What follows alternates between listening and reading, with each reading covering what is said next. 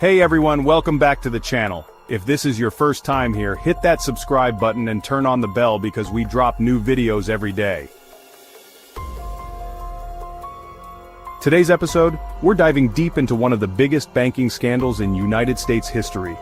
And trust me, it's gonna make you rethink everything you know about credit cards. Back in September 2016, Wells Fargo, one of the biggest banks in America, made headlines, and not for a good reason. Regulators dropped a bombshell. They slapped Wells Fargo with a $185 million fine. Why? Because employees had secretly opened over 1.5 million fake bank accounts and issued more than 500,000 unauthorized credit cards, all in their customers' names. And get this, many customers didn't even know these accounts or cards existed. Employees forged signatures, added fees, and started deducting money from balances without consent. All of this was done just to meet sales targets. Wells Fargo said it was just a few bad apples, around 5,300 employees, and that they fired them immediately. But the employees had a different story. They basically said, "Employees, VO. You're lying, management. This was happening right under your nose, and you were happy until you got caught." Why would they say that?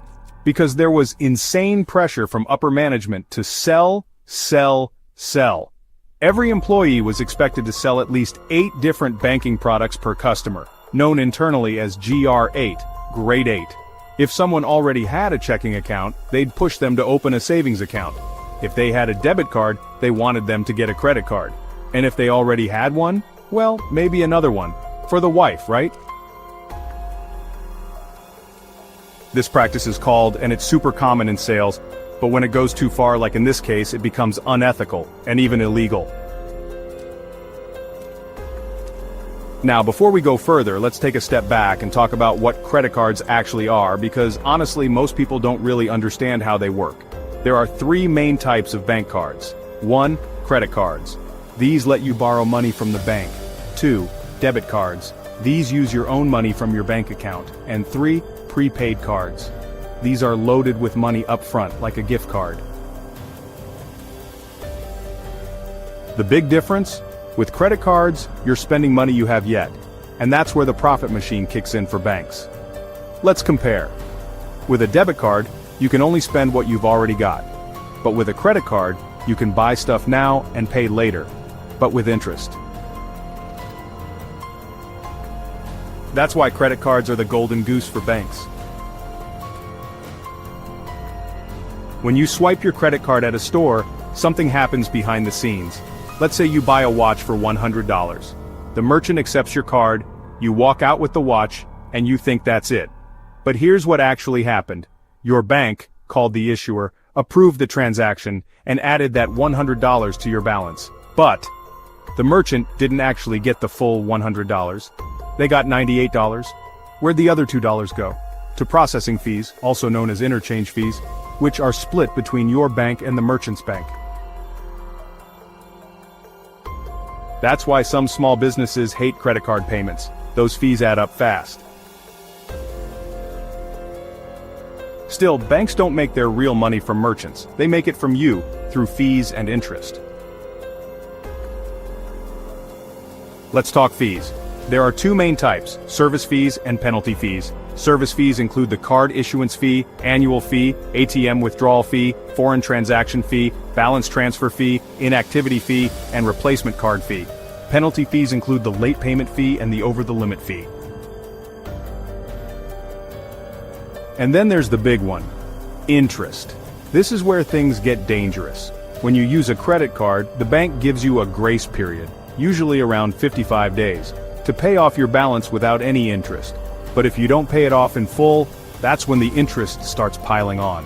And banks love it when you only pay the minimum amount due, usually about 5% of your total balance. Why? Because the longer you carry a balance, the more interest they make. Let's say you charge $10,000 on your card and only pay the minimum each month, $500. That leaves $9,500 still sitting on your card, earning interest. At first, they might offer a low introductory rate, sometimes even 0%, to lure you in. But once that teaser rate ends, usually after 6 to 12 months, bam, you're hit with a high long-term interest rate, often above 20%. And that's when banks start raking in serious cash. Here's the scary part. Credit card companies design contracts to be confusing on purpose. Contracts are filled with so much jargon, hidden fees, and fine print that it's almost impossible for the average person to understand the true cost. Even the U.S. Government Accountability Office reported that credit card agreements are so complex, consumers can't understand them, and that's by design. Would you sign up for a loan if the bank told you the full price up front? Probably not. So instead, they highlight the shiny parts, like 0% APR, and hide the rest. This leads to two major cognitive biases. First, short-sightedness, focusing on short-term benefits and ignoring long-term costs. And second, unrealistic optimism, thinking you'll never miss a payment or overspend. Spoiler alert, most people do. There are two types of costs: direct costs, fees, penalties, and interest, and indirect costs, the psychological tricks that make you spend more. For example, studies show people tend to spend twice as much when using credit cards compared to cash. Why? Because paying with cash feels painful. You physically hand over your money. Credit cards feel frictionless. You don't see the pain, so you spend more. Also, when you check your banking app, you see points and rewards, not the growing debt. It tricks your brain into thinking you're winning, while you're actually losing financially. So, what should you do? Use credit cards wisely, or better yet, consider using a debit card instead. Pay off your balance in full every month.